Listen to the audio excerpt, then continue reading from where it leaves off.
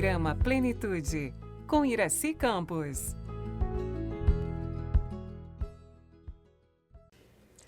Você já parou para pensar o que na tua vida que poderia estar mais leve, mais sereno, fluindo melhor e você está literalmente complicando? Este é o episódio de hoje do nosso programa Plenitude. Um programa que fala de corpo, mente e espírito para integrarmos juntos em plenitude. E hoje nós temos uma convidada querida, especial, que é Jane Angelice. Ela é terapeuta e vai bater um papo gostoso com a gente sobre as descomplicações das nossas vidas. Seja bem-vinda ao Plenitude, Jane. Obrigada, Iraci. Sempre uma alegria, sempre uma grande oportunidade podermos falar nesse programa que fala tanto de nós, não é? Com certeza. Como a gente complica as coisas? Eu tenho uma frase que eu falo assim: se a gente pode complicar, por que vai facilitar? Não é? E é exatamente assim que a gente faz. A gente tem um poder de fazer uma tempestade num copo d'água, complicar tudo. Tudo que acontece, ah, meu Deus, ah, meu Deus, ah, meu Deus. Em vez de falar, ai, é isso, tá. E segue. É verdade. Nós também não dá para negar que nós vivemos numa sociedade bastante complexa hoje, não é? Nós somos sempre muito demandados de várias direções. Muita coisa chega, muita informação, muito conteúdo. E a gente tem uma sensação, não sei, me parece, comigo acontece isso em alguns momentos da vida, em que eu estou sempre em débito. Eu estou sempre devendo alguma coisa. Nunca tá bom. Parece que eu nunca estou com crédito. Eu deixei de fazer isso, eu deixei de fazer aquilo. Tem sempre alguma coisa que me parece estar pendente. E talvez seja exatamente por isso. Na complexidade do mundo moderno, nessa contemporaneidade que nós vivemos, nós fomos trazendo muitas complicações para a nossa vida. Nós fomos trazendo tanta coisa, tanta tarefa, nós somos tão sobrecarregados e desaprendemos, eu acho, muitas vezes, o que é simples e a simplicidade da vida. Quando as situações nos chegam, eu fico pensando que muitas vezes nós nem paramos para pensar. Nossas ações e reações são tão automáticas que a gente não para em nenhum momento para pensar assim, ok, o que é isso? Do que isso está falando?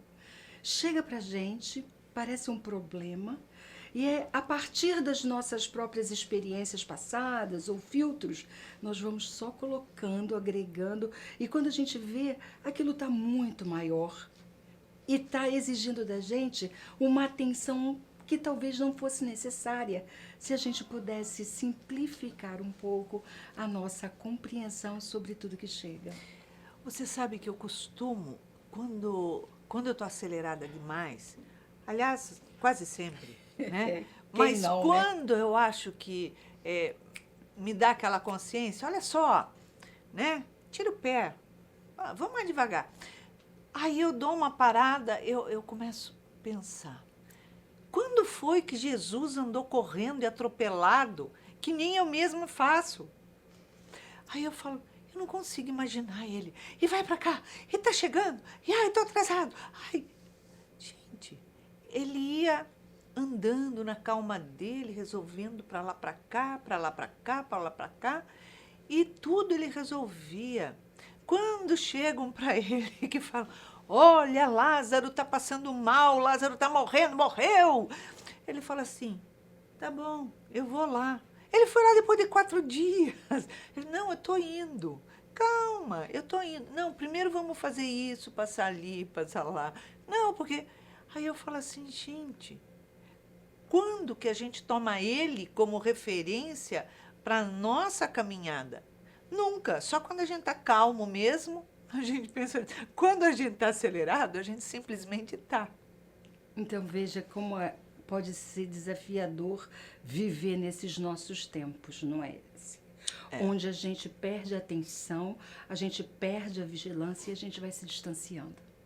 Distanciando daquilo que é importante, justamente por sua simplicidade. Então, hoje a gente vive um tempo de redes sociais, não é? Mídias múltiplas. E a gente precisa, na medida em que a gente vai se inteirando e participando desse mundo, a gente vai gerando mais necessidades. Muitas vezes eu assumo um compromisso de postar alguma coisa, ou quando eu não posto, não é essa a minha atividade, eu gero para mim os compromissos de seguir. Quantas pessoas ou quantos perfis hoje eu me coloco nessa posição de seguidor ou de seguidora? E aquilo vai encharcando sem que a gente dê a atenção necessária para pensar o que é que efetivamente precisa da minha atenção. Exatamente. Eu não sou tão ligada, eu não sou dependente de rede social e nem de telefone. Isso é uma coisa que eu administro muito bem na minha vida. Eu consigo também. Na boa. E não fico atrás de seguir isso, aquilo, mesmo porque eu acho que eu tenho tantos compromissos que eu não tenho a paciência de pegar o telefone, por exemplo, ir no Instagram e ficar olhando. Eu dou duas rodadas assim e falo, ai, pronto, chega, eu tenho que fazer isso. Entendeu? Entendo. E acabou. Eu saio de casa, muitas vezes acontece de esquecer o telefone, e eu estou com meu marido, e eu falo, esqueci o telefone. Ele fala, quer que eu volto buscar? A gente volta já. Eu falo, não, tem um monte de coisa para fazer, vou ficar voltando para buscar por causa de telefone. Ele fala, mas se precisar, eu falei, aquele que precisar de mim, eu estou ali. Se eu não estou ali para a pessoa que precisou, é porque não era na hora. Então deixa, eu deixo. E outra, eu falo, se você está aqui comigo, eu não tenho que me preocupar com as outras coisas. Aí, por que não? Porque as pessoas ligam para você para pedir para mim olhar na mensagem, porque eu não sou dependente. Então, aí eu estou tranquila. Mas a gente tem que ter essa tranquilidade, eu não digo não só para tudo que fala de internet, dessas coisas todas, mas no próprio dia a dia, no próprio convívio, né? A gente não pode ter uma relação de atropelamento. Isso é bem importante. Para além das questões externas, né, que acabam nos absorvendo, a gente tende muito também a complicar a nossa vida relacional.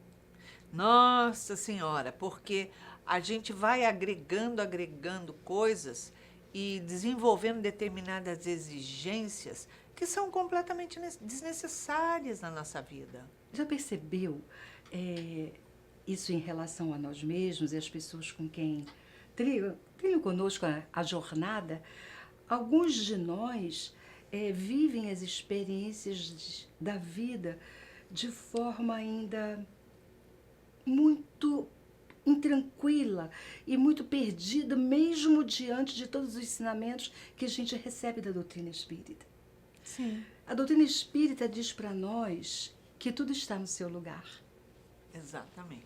A doutrina espírita diz para nós que as experiências que nos chegam são aquelas exatamente que nós atraímos, porque já estamos prontos para vivê-las. Sabe o que eu costumo dizer, que a minha visão? É que as pessoas encaram a doutrina espírita como uma religião. É uma religião que eu tenho que seguir assim, porque Jesus falou isso, porque falou aquilo. É somente uma religião. Esquece que o principal não é uma religião, é uma filosofia de vida. Então, quando eu enxergo aquilo como uma filosofia de vida, como uma ciência de desenvolvimento na minha vida, e a partir disso, e a religião, que é diferente, então a religião ela é um ponto que eu tenho uma visão. Mas dentro da filosofia, dentro da ciência, é algo que eu me conecto com Deus, com essa força maior, no próprio dia a dia, no próprio desenvolvimento das coisas. E não pegar aquilo que a doutrina espírita trouxe e colocar tudo somente como religião. A religião é o último passo. Se você ver a colocação de Kardec ali, é o último passo, é religião. Então, ele está colocando, pontuando ali, o que é mais importante dentro disso. E dentro disso você faz a sua conexão normal, natural. É uma ponte, né? É. Uma ponte, sobretudo, para o autoconhecimento. Exatamente. Uma ponte, sobretudo, para nós nos conhecermos e podermos nos observar nessas complicações. Onde é que a gente se afastou da simplicidade? A vida é simples. Mas nós estamos tão envolvidos com aquilo que vem do mundo material, com aquilo que vem do mundo externo, que a gente se deixa seduzir, a gente se distrai. E quando a gente se deixa seduzir e se distrai, nós, de maneira geral, complicamos a vida. Sim, com certeza. Porque nos afastamos do que é essencial. Porque a gente deixa a essencialidade do espírito, a essencialidade da vida, à margem daquilo que estamos vivendo. É nesse sentido que a gente pode falar da doutrina espírita, com tudo que ela agrega em termos de ciência e filosofia, para que a gente possa compreender a nós mesmos e o mundo em que a gente vive. Uhum. Se a gente sai disso, a nossa tendência é trazer muita complicação, porque nós não vamos conseguir viver com aceitação. Nós muitas vezes vamos viver em negação, negação da própria existência, negação do ser que nós somos, falta de aceitação das experiências que chegam quando a gente, por imaturidade psicológica, entende que aquela experiência ou aquilo que eu estou vivendo e que eu estou enxergando como um problema não é uma oportunidade e que não é responsabilidade minha e eu atribuo a terceiros. Sim, é muito mais fácil a terceiros qualquer coisa, porque deixo de ter responsabilidade com aquela ação e de ter que fazer qualquer movimento para mudar, para crescer, para qualquer coisa. Porque o movimento não é meu, o problema é seu. E aí, quando a gente está falando de simplicidade, me lembro de uma bem-aventurança, lá no Evangelho de Mateus, que diz: bem-aventurados os puros de coração, porque eles verão a Deus. Então, de que simplicidade, né? O que é pureza de coração?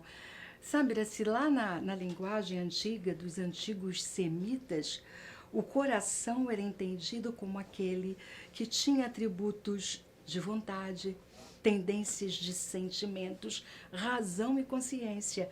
Tudo estava ligado a essa ideia do coração. Então, quando Jesus fala bem-aventurados os puros de coração, esse coração tem essa amplitude, inclusive de abertura e de expansão de consciência. E quando falava de pureza, não era esse entendimento que a gente tem hoje de imaculado.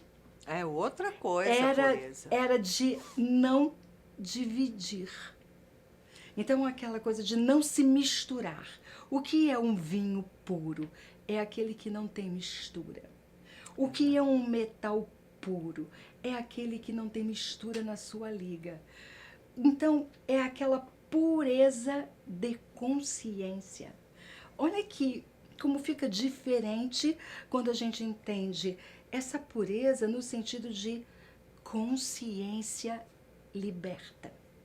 Quando eu tenho a minha consciência liberta de tudo que me aprisiona e que está ligado ao mundo físico, ao mundo transitório, que traz essas complicações ilusórias, eu conquisto essa pureza de coração. Porque eu passo a entender que eu não sou nada disso que está aí. Exatamente. Eu não sou os objetos que tenho, os prazeres que eu tenho, os meus conflitos, os meus desencontros. Eu me coloco do lado de fora, né? E aí eu consigo enxergar o lado de dentro meu, quando eu me coloco do lado de fora. Porque eu não sou essa pertencialidade material, humana. Eu estou, ora, humana. E digamos que é bem passageiro, né? A gente acha que não, né? Que é tão duradouro, mas é muito passageiro. Não, porque quando a gente começa a observar a nossa vida, os anos, né, que a gente tem, a gente olha e fala, nossa, mas eu não tenho essa idade. Porque, tipo assim, corpo e mente e espírito não falam a mesma língua. Exatamente. Não se casam. Então, você fala assim, eu sei que eu tenho essa idade porque está no registro, porque eu olho no espelho, vejo algumas coisinhas que não via antes, porque não tinha, né? Mas eu continuo achando naquela posição de energia, de tudo que eu posso, tudo. Quando a gente vai fazer, que a gente vê que não pode. Mas o interessante dessa sua fala é que essa percepção chega quando a gente vai ganhando um pouco mais de experiência nesse corpo físico, não é? E a gente vai mudando bastante esse referencial. Então, porque quando a gente tem 25 anos, a nossa percepção não alcança. Mas conforme a gente vai vivendo um pouco mais, a gente vai percebendo que, sabe, a gente olha para o corpo e até olha para o espelho e eu digo assim, puxa, mas a sabedoria divina é ótima, né? Porque quando a gente começa a ver alguma coisa que não gosta no espelho, a gente também para de enxergar. Então é ótimo, porque a visão também fica comprometida. Eu acho assim, quando a gente começa a ganhar consciência, a gente já está da 12:30, entendeu?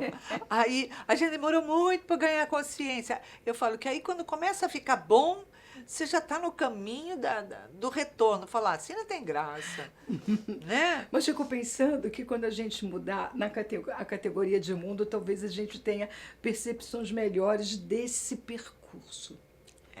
Nós, habitantes de um mundo de provas e expiações, somos espíritos da 4ª categoria, segundo a categorização de Allan Kardec. Então, nós somos espíritos ainda lutando com experiências pretéritas muito fortalecidas para encontrar uma fresta de luz, não é, Iraci? Porque os nossos equívocos, de alguma forma, ainda estão muito registrados nessa matriz, né, que nós somos. Mas aos poucos nós vamos diluindo, nós vamos compreendendo. E seja como for, mesmo habitantes de um mundo de provas e expiações, esse é o nosso melhor momento. A gente, me parece, eu tenho convicção, na verdade, não me parece, de que nós estamos vivendo um momento de bênçãos para aqueles que enxergam as oportunidades de aprendizado. Talvez nós nunca tenhamos tido um momento com tanto acesso a conhecimento que pode se transformar em sabedoria. Exato. Um conhecimento que sai do intelecto, importante, claro, para ir para essa sabedoria que vai para o espírito, para a nossa moral, para o nosso crescimento efetivo enquanto seres eternos. Essa é uma grande oportunidade. Muitas vezes, dentro dessa complicação de mundo, dessa complicação que a gente vai trazendo para nós, a gente perde de vista as bênçãos. Totalmente. Porque a gente não vive consciente o tempo inteiro. A gente tem momentos de consciência. Até a gente chegar num ponto de desenvolvimento, eu estou falando dessa mesma encarnação, num ponto de desenvolvimento onde a gente consiga manter mais tempo a consciência desperta. Exato. Aí a gente já está virando a curva. A gente vive mesmo nesse pêndulo, não é? E a maioria dos momentos, grande parte da nossa vida, é sim, ainda de forma inconsciente. Mas nós estamos aprendendo.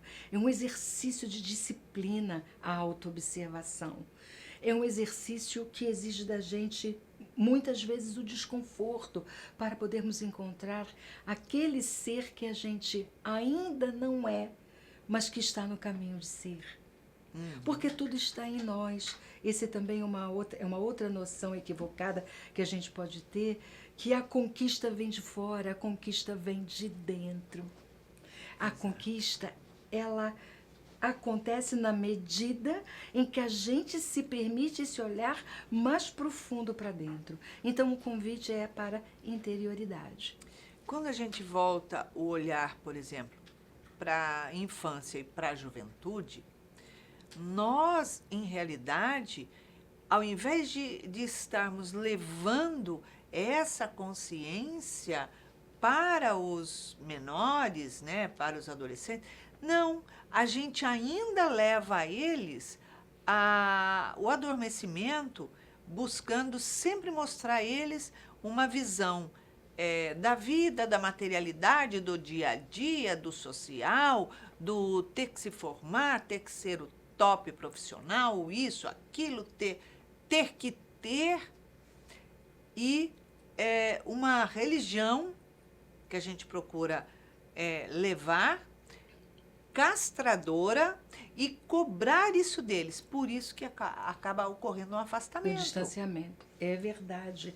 É porque os próprios adultos, os pais, ainda não compreenderam. Você está me fazendo lembrar uma situação que a gente recebeu essa semana, conversando no consultório, de uma mãe que tem 2 filhos, 2 jovens rapazes. Os 2 estão namorando e a namorada de um deles parece, segundo o relato, conforme é trazido, assim, uma menina criada de uma forma muito mimada, e ela também é assim muito introvertida, não fala muito, aquela pessoa, aquela jovem com dificuldade de comunicação. E o rapaz, o namorado, ficando muito próximo da jovem e se distanciando um pouco da família. Então, houve um evento em que todo mundo estava participando juntos ali, os pais do jovem e a jovem namorada. E aí, conforme o relato foi sendo trazido, eu falei assim, gente, quem é a adolescente? A mãe ou a namorada do rapaz? Tal o nível de confronto que essa mãe teve com a jovem. Eu falei assim, como... Porque não se enxergou o lugar dela, que tipo assim, ela é mãe, mas não é proprietária nem esposa do filho. Mas uma coisa muito interessante, e a gente começa, então a gente vai vendo como a gente traz complicação para as nossas relações, porque na medida em que ela se comportou daquela maneira, o que o jovem filho sente vontade de fazer? Ficar perto da mãe ou da namorada. Olhar para a mãe, tchau, fui. É muito... E o jovem, assim, porque é muito assim, muito novo ainda, Se imaturo. tomar posição ali, Exato. se correr, o bicho pega, se ficar, o bicho Imaturo come. e jovem, assim, vou para cá ou vou para lá. Mas, na verdade, a gente vê que a jovem, ok, imatura, mimada, recém-saída da adolescência, 17, Ainda está cheirando fraldas. 17, 18 anos, e tá uma cheirando mãe fraldas ainda. que, assim... Sabe, aí a gente percebe que... Porque ela se colocou na posição se igualando. Exatamente, que os adultos continuam tão imaturos quanto. E aí o que acontece? Complicação relacional. Com certeza, porque a dificuldade que você desenvolve ali naquele momento na relação são marcas que vão ficar. Difícil da diluir mágoa, depois. de tipo assim, olha, vamos esquecer o que houve, começar daqui para frente? Porque assim, porque cada uma vai ficar na sua defensiva. E também na posição de combate. Exatamente. E aí a mais jovem, muitas vezes, dependendo do temperamento, se sente acuada. E aquele que é mais velho entra naquela relação de poder. Eu falei assim, gente, nós precisamos caminhar muito em termos de compreensão de nós mesmos para tirarmos essas complicações que a gente traz para a nossa vida. Porque são movimentos que a gente faz crescer e depois a gente fala assim, nossa, eu tenho tantos conflitos familiares, mas você criou e nunca desmontou ele. Exatamente. Então você vai levar para uma encarnação inteira. Inteira. É. Aí leva essa situação uma vida inteira, porque essa mulher tem 2 filhos homens. E aí como é que ela vai se relacionar com esses jovens e com as mulheres que esses jovens trarão possivelmente para as suas vidas, seja essa jovem ou outra que venha no futuro.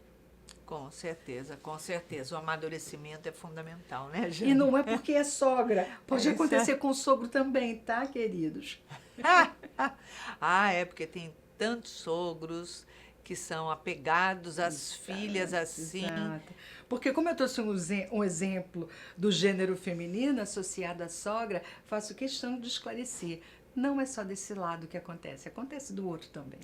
Eu conheço vários assim. Ai, meu Deus, até arrepio na alma. Mas não é? É isso aí. Jane, obrigada pela sua presença, meu anjo. Eu que agradeço sempre. Ótimo ter você aqui. Eu que agradeço, sempre muito bom.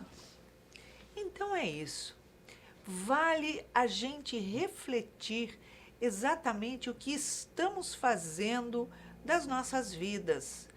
Qual a leveza que estamos dando para o nosso dia a dia, para o nosso crescimento, o nosso desenvolvimento, ou o peso que estamos trazendo, agregando coisas desnecessárias, sem olhar que são somente coisas e que não precisamos carregar. É a mesma coisa que arrastar pedras. Está aí algo que não precisamos fazer. Então, vale a pena refletir para crescer, amadurecer e tomar rédeas das nossas consciências. Então é isso. Compartilhe o nosso programa e, com certeza, trará o despertar consciente para várias pessoas que você conhece. Deixamos aqui um super beijo carinhoso e até a próxima semana.